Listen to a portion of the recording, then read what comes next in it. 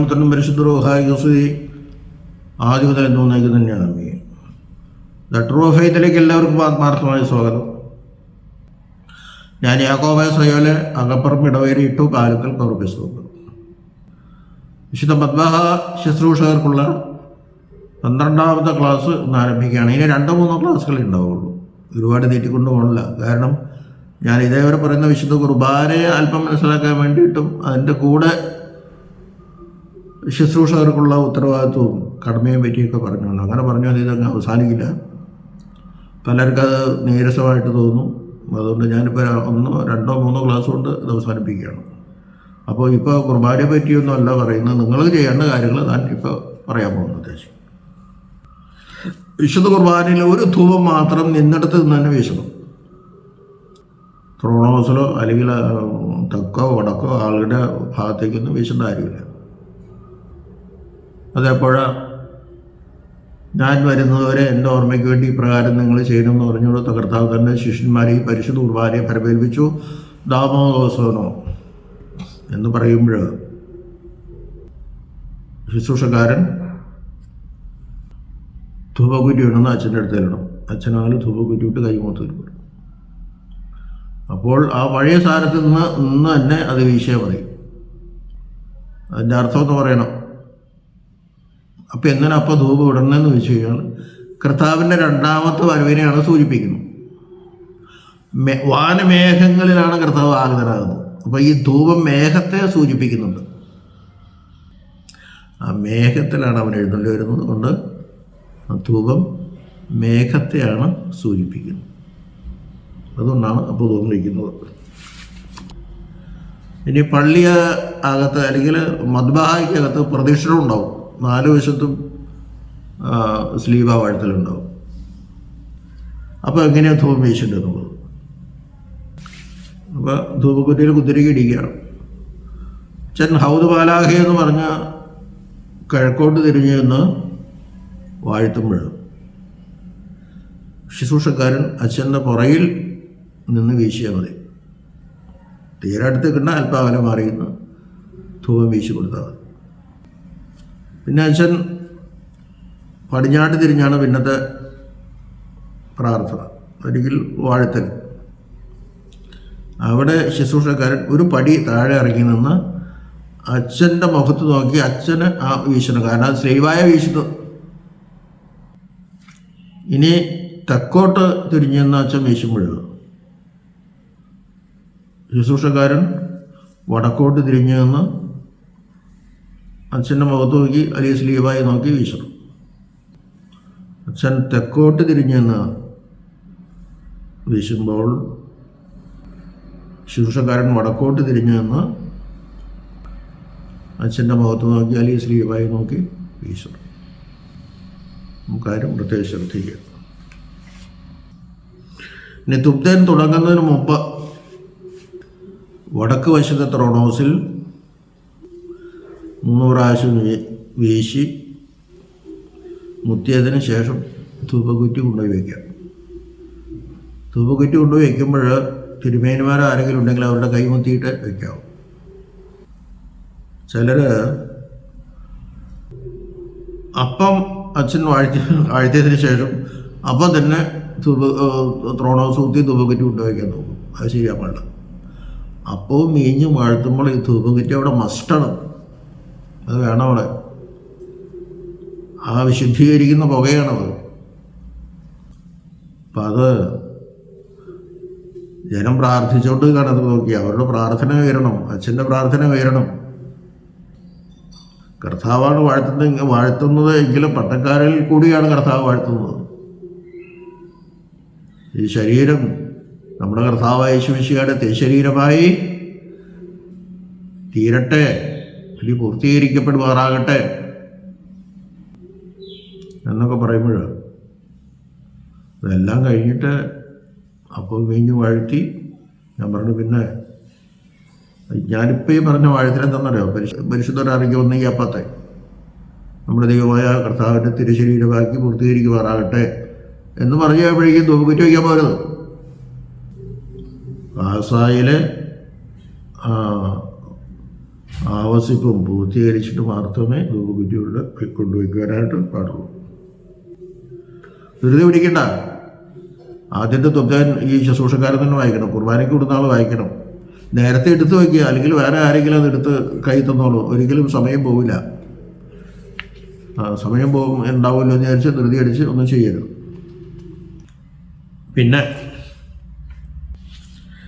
ആറാമത്തെ തുബ്ദാൻ വായിച്ചു കഴിഞ്ഞ് ത്രോണോസുകൾ മുത്തി, കൈമുത്തേണ്ടവരുടെ കൈമുത്തി, കൈഹസ്തൂരി കൊടുക്കേണ്ടവർക്ക് കൈഹസ്തൂരി കൊടുത്ത്, കൂടെയുള്ള ശുശ്രൂഷന്മാർ കൈഹസ്തൂരി കൊടുക്കുക, കൈഹസ്തൂരി കൊടുക്കുക.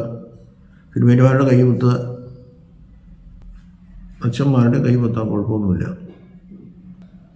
കാരണം അവിടെയൊക്കെ അനുവാദം ചോദിച്ചിട്ടാണ് ഈ ശോശാപം അടക്കാൻ പോണത്.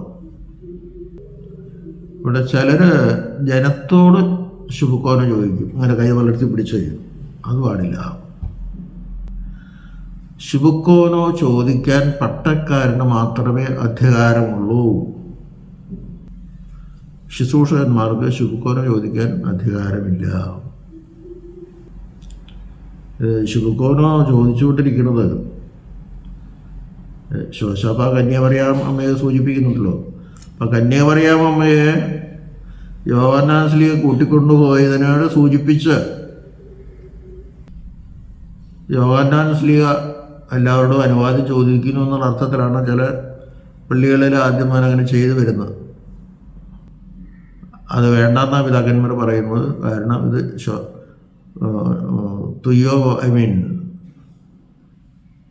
അനുവാദം ചോദിക്കാൻ, ശുഭക്കോന് ചോദിക്കാൻ അച്ഛന്മാർക്ക് മാത്രമേ അധികാരമുള്ളൂ. എന്തുകൊണ്ടാണ് ശുഭക്കോന് ചോദിക്കുന്നത്, അല്ലെങ്കിൽ അച്ഛന്മാരുടെ തിരുമേനിമാരുടെയൊക്കെ കൈമുത്തുന്നത്? വിശുദ്ധ കുർബാന തുടങ്ങിയാലെന്ന് മാത്രമല്ല, വിശുദ്ധ കുർബാന ഉപയോഗിക്കുന്ന ഗാസ, വിലാസ, ശോശാപ, കബലാന തുടങ്ങിയ മൂർത്തവും എല്ലാ സാധനങ്ങളും അച്ഛനല്ലാതെ വേറെ ആർക്കും തൊടാൻ അനുവാദമില്ല. കാരണം ഞാൻ ഇതിനു മുമ്പ് സൂചിപ്പിച്ചിട്ടുണ്ട്, എവിടെയെങ്കിലും വിശുദ്ധ കുർബാനയുടെ അംശം ഉണ്ടായാൽ, അതുപോലെ തത്സയും ഉണ്ടായാൽ, അത് ആ പട്ടക്കാരനല്ലാതെ അത് തൊടാൻ അധികാരമില്ല. അതുപോലെ ദർഗായിൽ കയറി നിന്ന് തിരികെത്തിക്കാനോ തിരികൂതാനോ ഒന്നും നോക്കരുത്. ദർഗായിൽ കയറിയേക്കാൻ പട്ടക്കാർക്ക് മാത്രമേ അധികാരമുള്ളൂ. തീരെ നിർവാഹമില്ലാതെ വന്നാൽ പൂർണ്ണ ഷമ്മാസിന് വേണമെങ്കിലാകാവുന്ന മാത്രമേ ഉള്ളൂ. അപ്പോൾ ആ കാര്യം പ്രത്യേകം ശ്രദ്ധിക്കണം. അപ്പോൾ ഈ ശോശാപം അടക്കാനാണ് ഈ കൈ എഴുതുന്നത് അനുവാദം ചോദിക്കുന്നത്. മനസ്സിലായല്ലോ? പിന്നെ ധൂപകുറ്റി വാഴ്ത്തുമ്പോൾ പിടിക്കേണ്ട കാര്യങ്ങളൊക്കെ പറഞ്ഞിട്ടുണ്ട്. ശുശ്രൂഷക്കാരൻ ശുശ്രൂഷ കുപ്പായത്തിന് മീതെ അര കെട്ടുന്നത് നന്നായിരിക്കും. ചില പള്ളികൾ അങ്ങനെ ചെയ്തുന്നത് വളരെ നല്ലതാണത്. അര കെട്ടുന്നത് ഞാൻ കർത്താവിന് ദാസനാണ്, ഞാൻ ശുശ്രൂഷിക്കാൻ കടപ്പെട്ടവനാണ് എന്നാണ് അതിൻ്റെ അർത്ഥം. ഇപ്പോൾ പണ്ടൊക്കെ നമ്മൾ രാജാക്കന്മാർ വരുമ്പോഴോ അല്ലെങ്കിൽ മറ്റേ തിരുവേന്മാർ വരുമ്പോഴോ പെട്ടെന്ന് കാരണവന്മാർ തോർത്തുകൊണ്ടെടുത്ത് ആരെയും കിട്ടും. അത് നല്ലൊരു പാരമ്പര്യമാണത്. ലൗകികമായി ഇപ്പോൾ രാജാക്കന്മാർ വരുമ്പോൾ ലൗകികമായാലും പിതാക്കന്മാർ വരുമ്പോൾ ആത്മീയമായാലും ആ ഒരു പാരമ്പര്യം നല്ല പാരമ്പര്യമാണ്. അത് ചെയ്യുന്നത് നന്നായിരിക്കും. ഇനി ഞായറാഴ്ചകളിൽ പ്രഭാത നമസ്കാരം പള്ളിയിൽ തുടങ്ങാൻ നേരത്ത് 1-ാം മണി അടിക്കണം. പ്രഭാതത്തിൻ്റെ ഏവൻഗ്യോലോൻ വായന കഴിഞ്ഞ് 2-ാം മണി അടിക്കണം. പ്രഭാതത്തിൻ്റെ ഏവൻഗ്യോലോൻ വായന കഴിഞ്ഞ് 2-ാം മണി അടിക്കണം. ചിലപ്പോൾ വായിക്കണ്ടാവില്ല, ആ സമയത്ത് അടിക്കാം. പഴയ നിയമ വായന തീരുമ്പോൾ 3-ാം മണി അടിക്കണം. തിരികെത്തിക്കേണ്ടത് ഇതിനും പറഞ്ഞിട്ടുണ്ട്, അത് ശ്രദ്ധിക്കാം. നമസ്കാര സമയത്ത് ധൂപം വീശുന്നത് വിശുദ്ധ കുർബാനയ്ക്ക് ധൂപം വീശുന്ന പോലെ അല്ല. നമസ്കാര സമയത്ത് അല്പം വ്യത്യാസമുണ്ട്. നമസ്കാരത്തിന് ത്രോണോസിൻ്റെ വലത്ത് വശത്ത് മാത്രം ധൂപം വീശിയിട്ട് മുത്തി ത്രോണോസിറ്റ് വരികയോ അല്ലെങ്കിൽ ത്രോണോസ് ക്രോസ് ചെയ്തോ വരാം. ത്രോണോസിൻ്റെ വലതുവശത്ത് വീശി മുത്തണ്ട. വലതല്ല, വടക്ക് വശത്ത്. വലതുവശത്ത് വീശിയിട്ടാണല്ലോ നമ്മൾ തിരിഞ്ഞു വരുന്നത്. വടക്ക് വശത്ത് വീശി മുത്തണ്ട, ഒരു വശത്ത് കുത്തിയാൽ മതി. പിന്നെ തിരിശേഷിപ്പുകളോ വേറെ കവറുകളൊക്കെ ഉണ്ടെങ്കിൽ അവിടെ വീശി മുത്തണം. ത്രോണോസിൽ വീശിക്കഴിഞ്ഞ് മധുബായിന്ന് വടക്ക് വശം താഴോട്ടിറങ്ങി പള്ളിയകത്ത് കൂടി വീശി പടിഞ്ഞാററ്റത്ത് 3 തവണ വീശി തല കുനിച്ച്, കാരണം അവിടെ കുരിശിട്ടാവും ഇതിനാണ്. തെക്ക് വശം വീശി കിഴക്കോട്ട് നടന്ന് മധുബായിൽ തിരികെ ചെന്ന് ത്രോണോസിൻ്റെ വലത്ത് ഭാഗത്ത് 3 പ്രാവശ്യം വീശി മുത്തി നിർത്തണം. അതൊക്കെ അറിയാവുന്ന കാര്യമാണ്. അപ്പോൾ ഇവിടെ ശ്രദ്ധിക്കേണ്ട ഒരു കാര്യമുള്ളൂ, നമസ്കാര സമയത്ത് വടക്ക് വശത്ത്, ത്രോണോസിൻ്റെ വടക്ക് വശത്ത് ധൂപം വീശി മുത്തേണ്ട ആവശ്യമില്ല. കാലദിവസം കുഴച്ച് വയ്ക്കേണ്ട കാര്യങ്ങളൊക്കെ നിങ്ങൾക്കറിയാം, അത് പ്രധാന ശുശ്രൂഷകരറിയാം. അത് മറ്റുള്ളവരെ കണ്ടുപഠിക്കുന്നത് നല്ലതാണ്. മദ്യപിച്ചോ അല്ലെങ്കിൽ വേറെ പുക വലിച്ചോ മുറുക്കി തുപ്പിയൊന്നും വന്ന് കുഴച്ച് വയ്ക്കരുത്. അതിനുവേണ്ടി പ്രത്യേക സങ്കീർത്തനങ്ങൾ ചൊല്ലണം. ഇത് വേണ്ട പോലെ നമ്മൾ നിർബന്ധമായിട്ടും ചൊല്ലണം. അല്ലാണ്ട് സിനിമാ പാട്ടോ അവിടെ മൂളിപ്പാട്ടോ ഒന്നും ചെയ്യാൻ പാടില്ല. അപ്പോൾ വളരെ വിശുദ്ധമായിട്ട് തന്നെ കുളിക്കേണ്ടി വന്നാൽ കുളിച്ചിട്ടൊക്കെ പൊതുവേ കയറാം. ആ കാര്യമൊക്കെ പ്രത്യേകം ശ്രദ്ധിക്കുക. ഞാനത് കൂടുതൽ പറയേണ്ട കാര്യമില്ല. ഇനി ഈ ധൂപക്കുറ്റിയിൽ തീ പിടിപ്പിക്കാനായി എണ്ണത്തിരി ഉപയോഗിക്കാൻ പാടില്ല, തുണിത്തിരി വെളിച്ചെണ്ണയിൽ മുക്കി ഉപയോഗിക്കാൻ പാടില്ല. അടുപ്പിലെ കരിക്കട്ട കൊണ്ടുവന്ന് ധൂപക്കുറ്റിയിൽ കൊണ്ടുവന്നിട്ട് അത് കത്തിക്കാൻ നോക്കരുത്. പിന്നെ മരക്കരി കൊണ്ടുവരരുത്. മരക്കരിയുടെ ചാരമൊക്കെ ഊതുമ്പോഴത് വിളിക്കാവും. എന്ത് ചെയ്യണം? ചിരട്ടക്കനൽ വെച്ചിരിക്കുന്നതിൽ നിന്ന് വലിപ്പമുള്ള 2-3 കഷ്ണങ്ങളെടുത്ത് ഒരെണ്ണം കത്തി നിൽക്കുന്ന തിരിയുടെ മീതെ പിടിച്ച്, അത് ശരിക്കും ഉണങ്ങിയിട്ടുണ്ടെങ്കിൽ അത് വേഗം കത്തിക്കോളും. അത് ആ ചിരട്ടക്കനൽ മാത്രമേ ധൂപക്കുറ്റിയിൽ ഒഴിച്ച് തീ പിടിപ്പിക്കാവൂ. ഊതിയ തീ പിടിച്ചോളും. പിന്നെ ധൂപക്കുറ്റി പിടിക്കേണ്ട കാര്യം ഞാൻ വായിക്കാം, എന്നിട്ട് ഞാൻ പറയാതെ. അത് വളരെ ശ്രദ്ധിക്കേണ്ട കാര്യമാണ്, പലർക്കും അറിയില്ല. അത് ധൂപക്കുറ്റിയുടെ വളയം ചെറുവിരലിനടുത്തുള്ള വിരലിൽ ചേർത്തിട്ട് ചെറുവിരൽ മുകളിലും പെരുവിരൽ കീഴേയും വരത്തക്കവണ്ണം കൈപ്പത്തി തിരിച്ചാൽ ധൂപക്കുറ്റി ആവശ്യം പോലെ തുറന്നിരിക്കും. ധൂപക്കുറ്റിയുടെ വളയം ചെറുവിരലിൻ്റെ അടുത്തുള്ള ഈ വിരലിൽ ഇടയ്ക്കിടുക. എന്നിട്ട് ഈ ചെറുവിരൽ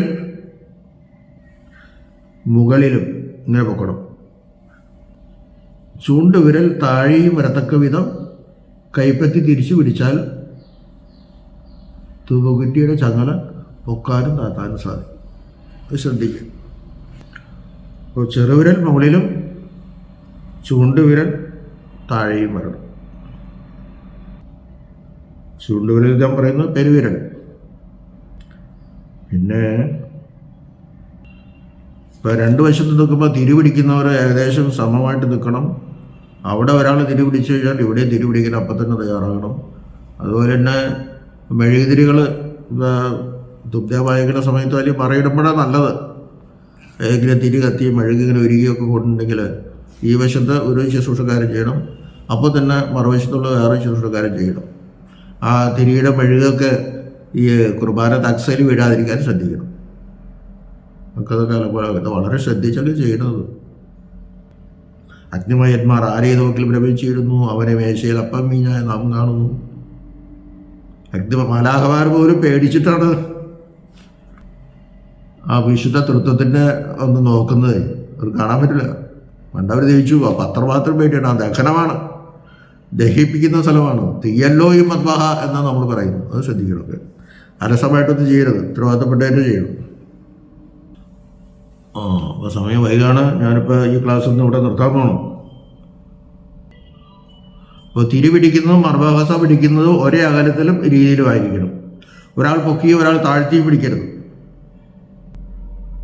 ഒരാൾ ചരിച്ച് മറ്റേയാൾ നേരെയുമാകരുത്, രണ്ടും നേരെ വെക്കും. ശുശ്രൂഷക്കാർ ഇരുവശത്തും ഏറെക്കുറെ സമമെണ്ണമായി നിൽക്കണം. ഇപ്പം രണ്ടും സമാക്കാൻ പറ്റിയില്ലെങ്കിൽ ഒരു വരിയിലെത്തും ഒരാൾ കൊണ്ടുവന്നിട്ട് കുഴപ്പമില്ല. പിന്നെ സ്വർഗാരോഹണത്തിൻ്റെ ആ സമയം വരുമ്പോൾ ഈ രണ്ട് തിരി പിടിച്ച് രണ്ടുപേരും നിൽക്കുമല്ലോ, അച്ഛന്മാരുടെ അവർ പിടിച്ചോളും. ഇല്ലെങ്കിൽ ഈ ശുശ്രൂഷക്കാർ പൊക്കി പിടിക്കണമെന്ന് പറഞ്ഞു, നന്നായിട്ട് പൊക്കി പിടിക്കണമെന്ന് പറഞ്ഞു. കാരണം സ്വർഗാരോഹണം ചെയ്തു പോകുന്നതിൻ്റെ ആണത്. രണ്ട് മാലാഖമാരവിടെ പ്രത്യക്ഷപ്പെട്ടു, അവരെയാണ് ഇത് സൂചിപ്പിക്കുന്നത്. നിങ്ങൾ ഇവൻ പോയതുപോലെ തിരിച്ചു വരും എന്നൊക്കെ പറയുന്നുണ്ട്. അത് 1:11 നടപടി പുസ്തകത്തിൽ, അതൊക്കെ ശ്രദ്ധിക്കുക. സമയം ഒരുപാടായി, ഞാനത് ഇപ്പോൾ നിർത്തുകയാണ്. അടുത്ത ക്ലാസ് പിന്നെ എടുക്കാം. ദൈവം നമ്മളെല്ലാവരെയും അനുഗ്രഹിക്കട്ടെ.